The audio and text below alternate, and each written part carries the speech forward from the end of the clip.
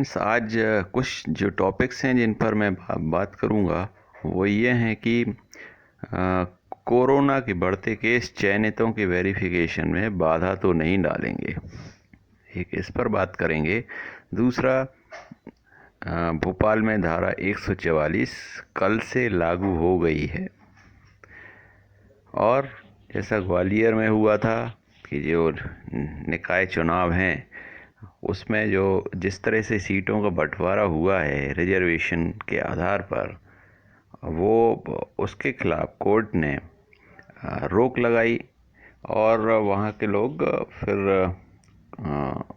उस फैसले के खिलाफ गए। ऐसा ही कुछ भोपाल में भी होने की संभावना लग रही है। दूसरा, आपको पता था कि 1 अप्रैल से कक्षा 1 से 8वीं तक के स्कूल को खोलने की तैयारी चल रही थी, लेकिन क्योंकि कोरोना के केसेस बढ़ रहे हैं तो कल एक समीक्षा बैठक हुई है इसी बारे में। तो इन सब बातों पर, इन सब टॉपिक्स पर मैं बात करूंगा। तो सबसे पहले तो ये देखिए, भोपाल में 15 मार्च से धारा 144 लागू हो गई है। क्या दिया है इसमें?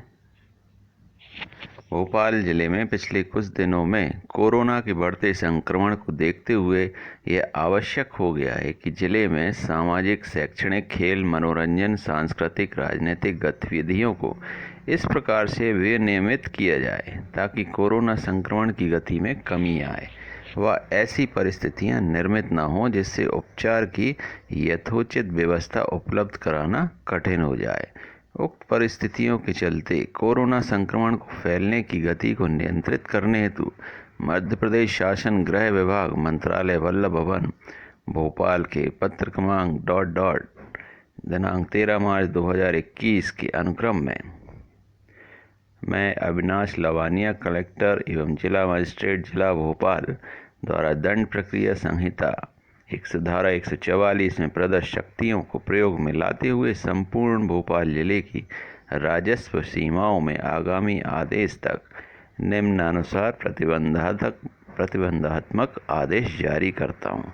तो प्रतिबंध लग गए हैं। 144 में होता क्या है कि कहीं भी एक निश्चित संख्या से ज़्यादा लोग नहीं इकट्ठे हो सकते। तो ये पत्र लिखा गया है कलेक्टर अविनाश लवानिया द्वारा। तो अब शंका ये होती है कि कहीं ये कोरोना के केसेस बढ़ रहे हैं भोपाल में भी और इंदौर में। कल भोपाल में करीब 200 के से भी ज़्यादा क्रॉस कर गया आंकड़ा। इंदौर में अराउंड 300 केसेस हो गए। तो होता क्या आ रहा है, हम जो देखते आ रहे हैं कि सबसे पहली जो गाज गिरती है, बिजली जो गिरती है, वो चयनितों के किसी भी काम पर गिरती है। जैसे जुलाई 2020 में जो हुआ था कि सारे काम सुचारू रूप से चल रहे थे, लेकिन उन्होंने उस चीज़ को रोका जिसमें उनका इंटरेस्ट नहीं था, और वो चीज़ क्या थी? शिक्षकों का, चयनितों का वेरिफिकेशन। तो उसको उस समय रोक दिया गया था और अभी 1 अप्रैल से फिर स्टार्ट करने का चल रहा है और इसी दौरान कोरोना के केसेस बढ़ गए हैं। तो कहीं सबसे पहला कदम सरकार यही ना उठाए, क्योंकि जो भी काम किया जा रहा है वो मन से तो नहीं हो रहा है, ये आप और हम सब जानते हैं। तो इसकी संभावना बनने लगी है अगर कोरोना के केसेस और बढ़ते हैं या 150-200 केसेस लगातार होते रहते हैं। दूसरा, प्राइमरी मिडिल स्कूलों को लेकर आज होगी समीक्षा। ये 15 तारीख की न्यूज़ है, कल की न्यूज़ है।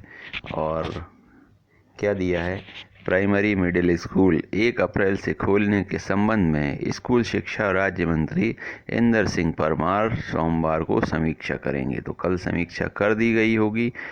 क्या निर्णय निकला है उसके बारे में कोई अभी जानकारी नहीं है। जैसे ही जानकारी आएगी मैं आपको इसके बारे में बताऊंगा। इस मामले में मंत्री विभाग के अधिकारियों से बातचीत भी करेंगे। विभागीय स्तर पर मिडिल स्कूलों को लेकर ही फाइल चल रही है। इसके लिए तैयार किए जा रहे प्रस्ताव में प्राइमरी स्कूलों का कहीं कोई जिक्र नहीं है। 3 दिन पहले परमार ने कहा था कि 1 अप्रैल से शुरू हो रहे नए सत्र के दौरान स्कूल खोले जाएंगे। कोरोना के बढ़ते मामलों के मद्देनज़र समीक्षा की जा रही है। मतलब आदेश तो दे दिया था, लेकिन जब कोरोना केसेस बढ़ने लगे हैं तो उस पर पुनर्विचार करने की कोशिश की जा रही है। फिर ये आरक्षण मामला है। भोपाल में भी महापौर और पार्षद पद के लिए हुए आरक्षण को कोर्ट में चुनौती देने की तैयारी। ये भी कल की न्यूज़ है। हाईकोर्ट की ग्वालियर खंडपीठ द्वारा महापौर और नगर पालिका के आरक्षण को लेकर कुल 81 निकायों के आरक्षण पर रोक के बाद भोपाल के नेता व सामाजिक कार्यकर्ता सक्रिय हो गए हैं। इस निर्णय को देखकर भोपाल के लोग भी आरक्षण को चुनौती देने जा रहे हैं। तो जिस तरह से सीटों का डिस्ट्रीब्यूशन हो रहा है, जिस बेस पर सीटों का डिस्ट्रीब्यूशन हो रहा है, वो कहीं तक जो नियम हैं, नियमों को तोड़ा मरोड़ा जा रहा है। इसलिए ये सब दिक्कतें हो रही हैं और लोगों को अगर एक कोर्ट की तरफ रुख करना पड़ रहा है। तो ये खबर आप पढ़ सकते हैं दैनिक भास्कर में, कल के दैनिक भास्कर में। तो फ्रेंड्स, ये कुछ न्यूज़ थी, कुछ अपडेट्स थी आपके लिए, और हम मिलते हैं अगली अपडेट के साथ। ओबीसी आरक्षण केस का जो कल जो भी कुछ हुआ है उसका जब भी विस्तृत जानकारी मुझे मिलेगी मैं उस पर वीडियो बनाऊंगा। और चलिए हम मिलते हैं नेक्स्ट वीडियो में नेक्स्ट अपडेट के साथ। Take care, thank you so much. Please subscribe and click the bell.